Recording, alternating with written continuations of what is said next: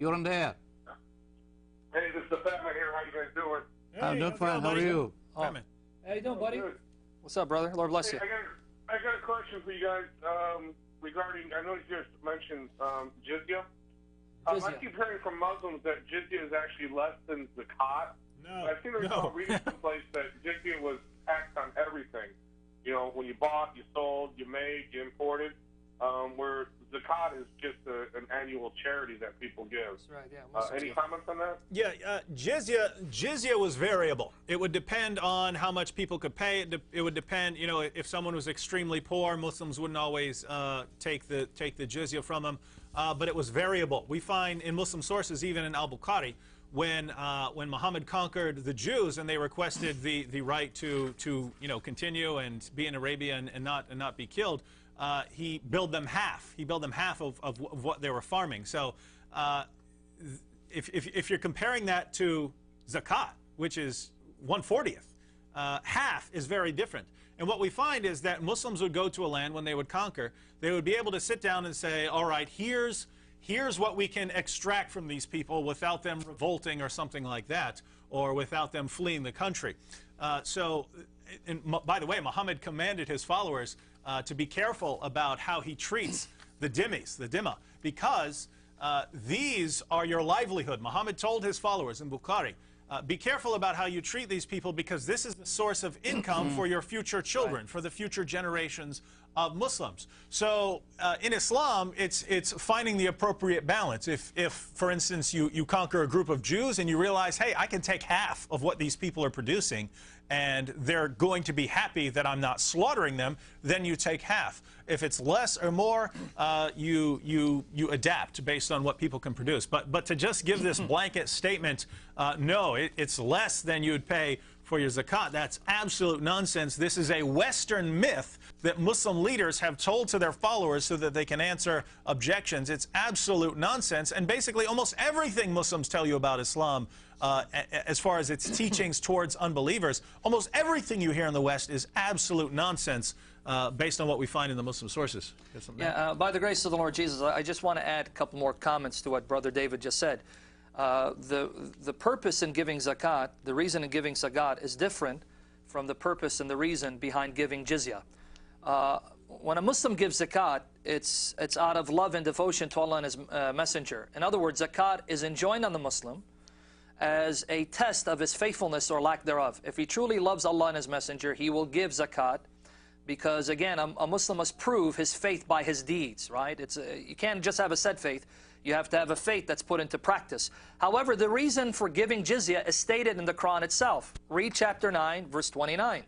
Chapter 9, verse 29 says that the reason why Jews and Christians are forced to give jizya is so that they can feel subdued, debased, dejected, humiliated. I already read what Ibn Kathir said about the purpose of paying jizya. Jizya is a sign to the Jews and Christians that Islam has debased them, right? Subjugated them, humiliated them, right? So that's the purpose in giving jizya as far as chapter 9, verse 29 is concerned. Now let me read just two more Muslim expositors where you will see from their statements that the reason behind giving the jizya is not the same reason behind giving zakat.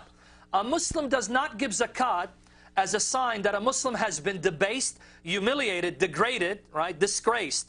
Whereas a Jew and Christian gives jizya for that very specific reason, as a sign that they've been disgraced, humiliated, brought low. Let me read what Ibn Juzay says concerning the reason why jizya is paid.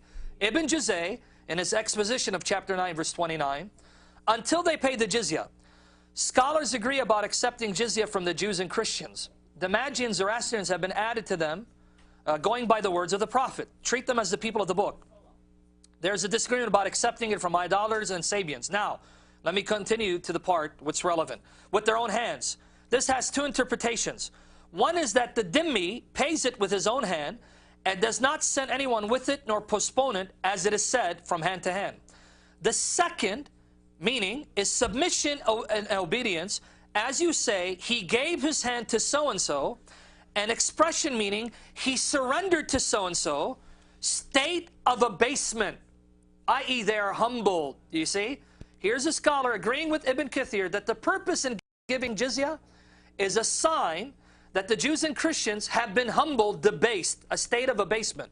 Another commentary, because our time is fleeting and we have other callers. This comes from S-Suyuti. S-Suyuti, here is his explanation of why Jews and Christians give jizya. And you tell me whether it's the same reason for Muslims giving zakat. State of abasement. Ibn Abbas said they are pushed, meaning they're forced. Ibn Abi Hatim transmitted that. It is transmitted that Al-Mughayra told Al-Rustam, I call you to Islam or else you must pay the jizya while you are in a state of abasement. Why do you pay jizya? The jizya is paid as a recognition and acknowledgement by the Jews and Christians that they're in a state of abasement, humiliation, degradation. Let me continue. He said, I know what jizya means, but what does a state of abasement mean? Now notice the explanation. He replied, you pay it while you are standing and I am sitting and the whip hanging is over your head. The whip hanging is over your head. So that means I sit and you come to me debased and I have a whip over your head as a sign that I brought you low and subjugated you. Let me continue. Abu Sheikh related that Sayyid ibn al-Musayyib said, I prefer that the people of the Dhimma become tired by paying the jizya. Become exhausted, tired by paying the jizya, since he says, until they pay the jizya with their own hands, in a state of complete abasement.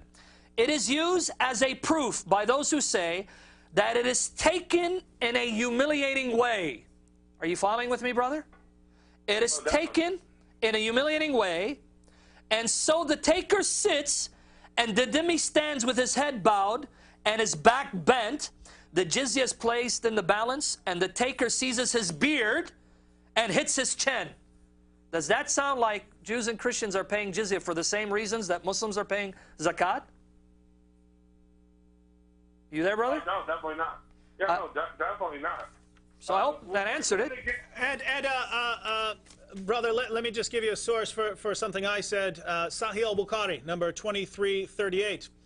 When Allah's messenger had conquered Khaybar, he wanted to expel the Jews from it as its land became the property of Allah, His messenger, and the Muslims. So this is the reason, this is part of the reason for paying jizya. When Muslims conquer an area, it now belongs to Allah. So if you're there by their permission, and you have to pay them for your right to live on their land, even though this property belonged to Jews for a long time.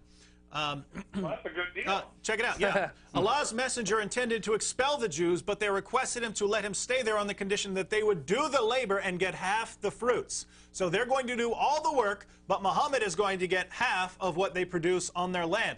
Allah's messenger told them, we will let you stay on this condition as long as we wish. So we will let you stay on this land as long as you keep paying us half of what you produce, until we change our minds, until we decide to kick you out. And Umar actually kicked them out later on. But what we find here is the jizya in this situation was half. So any Muslim who says it's less than zakat is just either has no clue what he's talking about or is deliberately trying to deceive us here in the West. That's right. Well, thanks a lot, guys. Lord bless you, brother. Keep us in your prayers. You too. Bye. Okay, thank you. I'll take another call before the break. Do we have Angie on the air?